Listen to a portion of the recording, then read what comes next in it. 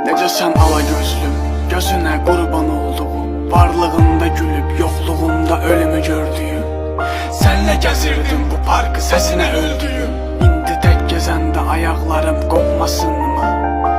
Saçının bir telinə titrədiyim, adından başqa adı tanıyıb bilmədiyim. Əgər qalsaydın nə şeirlər yazardım sənə, yoxluğumu yazarkən ürəyim yanmasınmı? Ey başımın tacı, cənnət qoxu